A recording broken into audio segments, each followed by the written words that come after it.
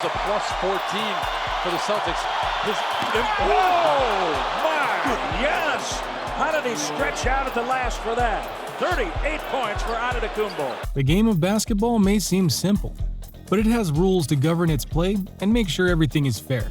The NBA is the best basketball league on the planet, and they have many rules to help make sure that the game is as good as it can be, while also keeping players safe.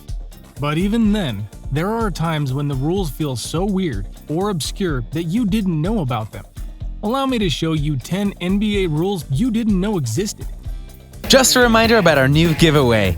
We're giving away the new iPad Pro or the new iMac Pro. The choice is yours. All you have to do is watch the full video, leave a like, comment the keyword hidden in the video, and make sure you're subscribed. It's that simple. Number 10. Branding is only allowed in league-approved cases. When it comes to leagues like the NBA, getting revenue to the league and to players is paramount. Which is all the more ironic because of the current lockdown situation, but that's a special circumstance, obviously. The thing here is that the NBA used to be very bad in getting ticket sales, revenue from sponsors, and more. There were even times in the 60s, 70s, and early 80s when people wondered if the NBA would be shuttered altogether. It was only in the 80s that things turned around via the Celtics-Lakers rivalry, and now the NBA is sponsored by various companies and brands. Ones you'll see advertised all over the place, as well as players wearing items of certain brands like Nike, Adidas, Under Armour, and more to help show support for them. Or even getting individual contract to be sponsored by them. It's a big deal. However, when it comes to non-league approved or sanctioned brands, not so much. It is an NBA rule that you must cover up all logos that do not coincide with the branding rules of the NBA. A great example of this is with Lonzo Ball. Wow. He was just right. Step back, gun, goes in here. The hardest part is finishing. Just can't do it. Now you got to make them pay. You said it. Got to make them pay. Lob side. There you go. You got it. Ready to go. Lonzo. Good take. That's a great pass. Jackson. The son of Lamar Ball is a part of the Big Baller brand and has a tattoo of the brand's logo on his arm. Because of the NBA rule against this, he has to wear tape over his logo in every single game that he is in, or else pay a fine. He's not the only player to have this issue, and others have had to do things like not wear band-aids, shave parts of their hair for having logos, and more. If it ain't NBA approved, you can't show off that brand. Number 9. The state of the backboard. Hits it on the floor. And stops and he brought it down. He brought the whole goal down. Goodness. Let me see your best. When you watch an NBA game, you expect certain things, and you don't expect other things. For example, you don't expect the backboard to break after a person goes for a slam, or for the whole hoop to collapse because someone dunked on it too hard. And we've all seen players like LeBron, Giannis, Durant, and more do powerful slams and only shake the hoop as a whole. Yet, breaking the backboard has happened, and because of it, the NBA now has rules to deter against it. Like what?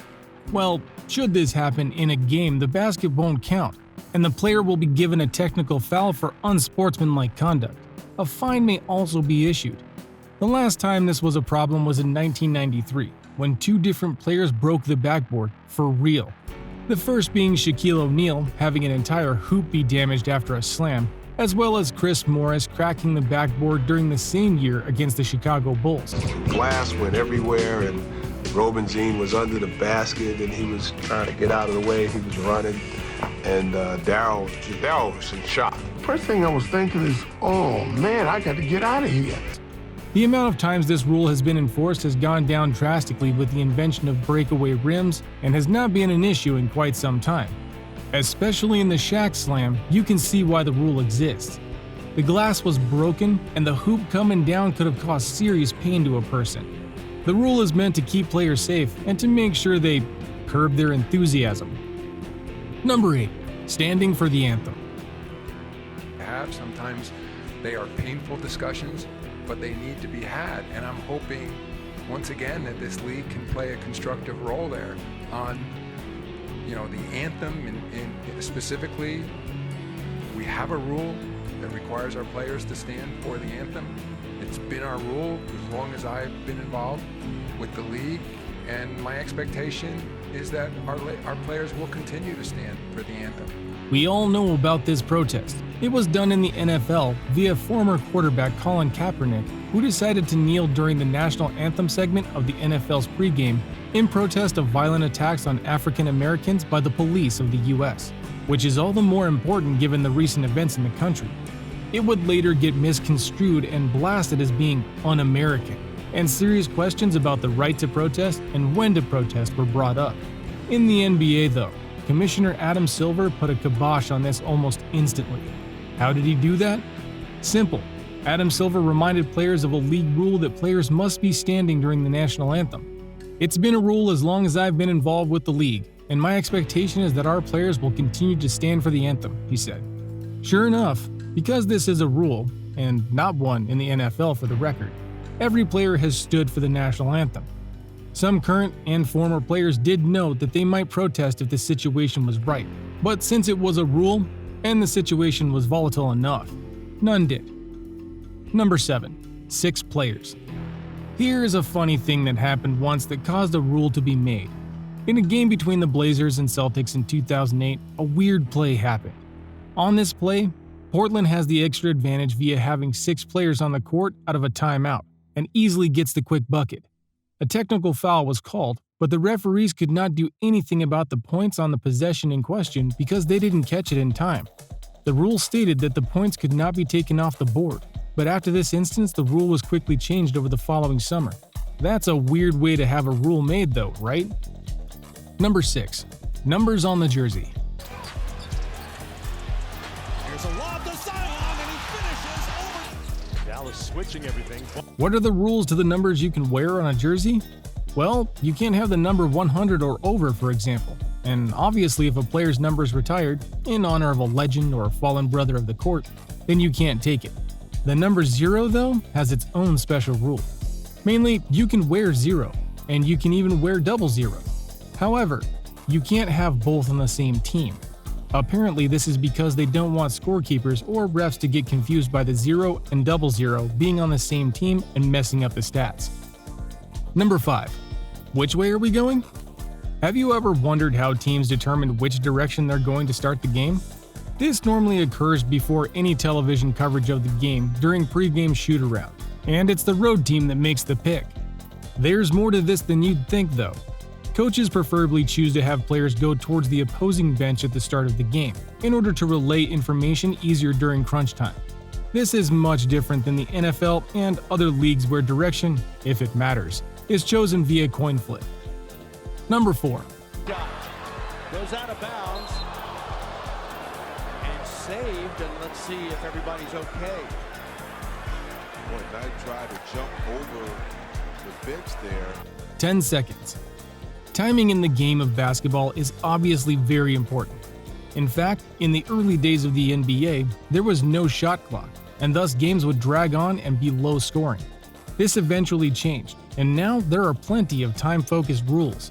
However, one of the least talked about odd rules that is in the NBA is the 10-second count, at the free throw line. They have 10 seconds from when the ref signals, which is plenty of time to center yourself and get the shot off. If you're curious, it was NBA legend Karl Malone that helped make this rule happen, as he was infamous for not just taking his time with free throws, but taking a lot of time to get them off. MVP candidate Giannis Antetokounmpo was called for this in 2016. He made sure not to get the penalty again. Number 3. Don't punch the ball. Unable to squeeze it in, hustling after it, and he won't get to it. It's out of bounds, last touching him. Easy one that doesn't go in for Plumlee.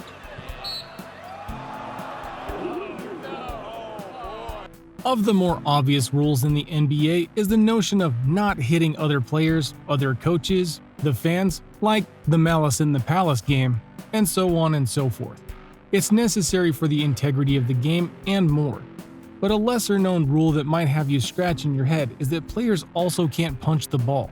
Not for any reason, even if it's a good one to help your team. You can poke it away, slap it away, palm strike it away, but you can't punch it with a closed fist. This may seem like a very odd rule, but the intention is rather altruistic. The ball acts unpredictably when it's punched, and thus they don't want to incite more violence, or risk fan safety by having this happen, or even it hitting a player in the wrong way because of the force imparted on it. Number 2. Resting players. 4 as we approach a minute left in the first half. Look out. Apparently a fan ended up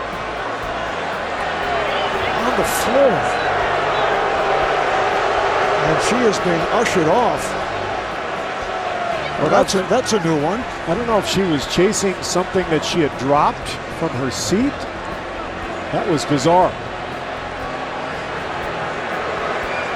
Bizarre incident, the woman apparently randomly walking onto the floor. However, this lady has a history with the Nuggets. I talked to a couple of the detectives. Detective Todd Erickson, who had immediately grabbed her and walked her off the court, said several years ago she was found stalking or following several players.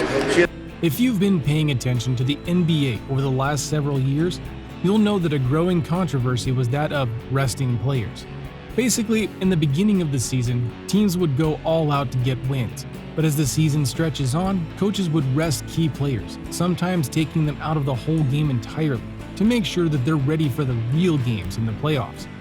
This ticks off fans because they pay good money to see a game, and yet the star players are benched. The irony is that the NBA already has rules in place to rest players during the season. By NBA rule, players must have 18 days of rest completely free of practices and games. That way their bodies can heal and coaches can't overwork them.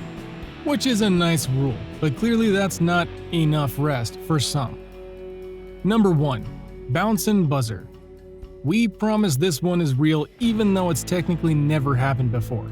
If a player throws up a prayer from full court with time winding down and the ball happens to bounce off the ground into the basket all before the buzzer goes off, then the basket counts. Yeah, I know. The twist is that if the same shot happens and the ball bounces after the buzzer sounds, then it doesn't count as it's a dead ball. So beat the buzzer and you get the win. Don't, you fail. So what do you think? What did you think of these 10 NBA rules you didn't know existed? Did you actually know some of these rules? And which one if so? Do you know another rule that is slightly less known that could be on this list? Let us know in the comments below. Be sure to subscribe, and I'll see you next time on the channel.